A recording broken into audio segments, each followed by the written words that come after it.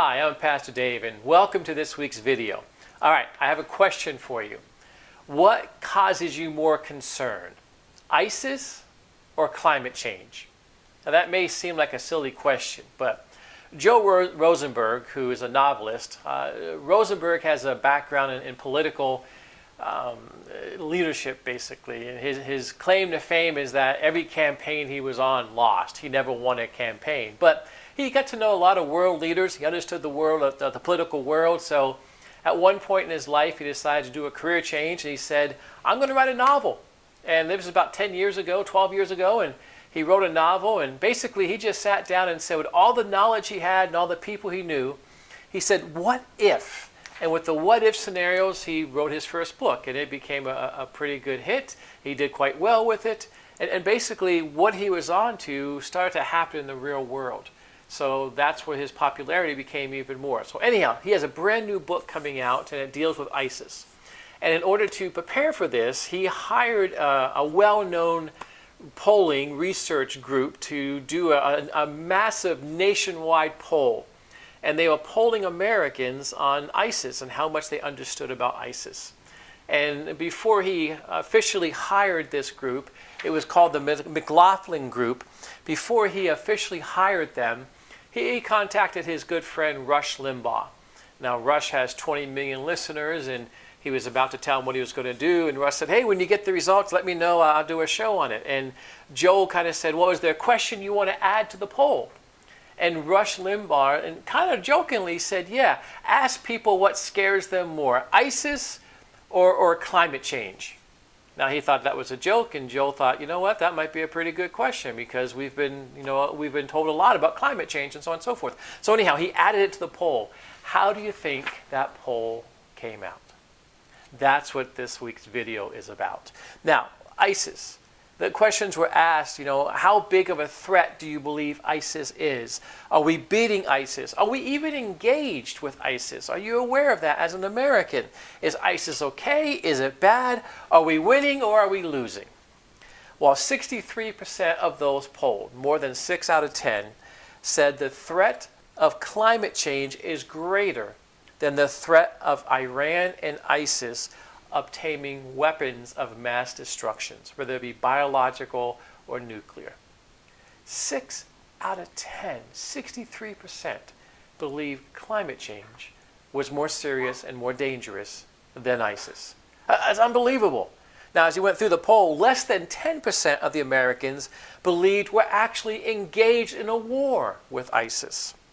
41% believe that we're losing the war against ISIS, and 25% said they had no clue, they don't know. Now, when you look at this subject, the poll itself was pretty fascinating, and then he broke it down between were you a Democrat, were you a Republican? Mostly the conservatives felt that we needed to engage ISIS, we were losing that battle. The climate change, the way they said the poll came out was that it was liberal Democrats, basically, who came out and said that, yeah, climate change is a much more serious threat than ISIS or even Iran with a nuclear weapon. Now, in March, this is a few weeks ago, just a few days ago, our Secretary of State, Rex Tillerson, he gathered ministers, foreign ministers from 68 countries. And he gathered them together just to put together a coalition and to brainstorm ideas on how could we better attack the problem with ISIS? How can we better attack them? And coming up in April, President Trump and Vice President Pence is going to do the same thing. They're going to host a summit for Sunni Arab leaders, and they're going to hope to ask the same questions. How can we join forces? How can we come together and take on this battle against ISIS? So you've got the Secretary of State doing it with 68 different countries.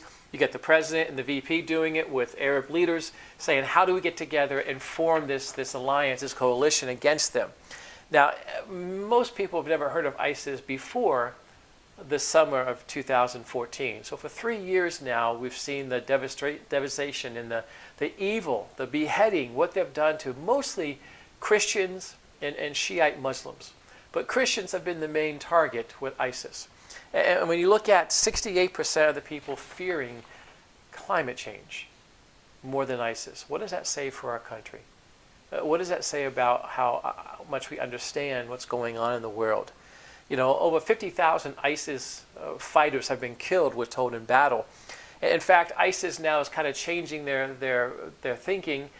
What the State Department is saying is that many of the ISIS fighters hold foreign passports. So now they're sending the foreigners home, and they're asking them to start jihad, to start fighting, to start battles back in their home countries, wherever their passports held. And Europe and the U.S. are the two main targets. So do we have any ISIS fighters coming back to America? We don't know. What we know from what documentation has showed, we had about 250 Americans leave America and go to Syria and fight in the civil war in Syria. Did they meet up with ISIS fighters? Were they trained by ISIS fighters? Are they back home in the States? We don't know these things. We just have some very few numbers on what's happening. The U.S. officials believe that more than, again, 250 Americans traveled there. And right now there's over 1,000 active FBI cases involving terrorism. And it's in all 50 states. So it doesn't matter where you live in the states, your state has some kind of active file with the FBI for terrorism. So when you understand how close it can come to home.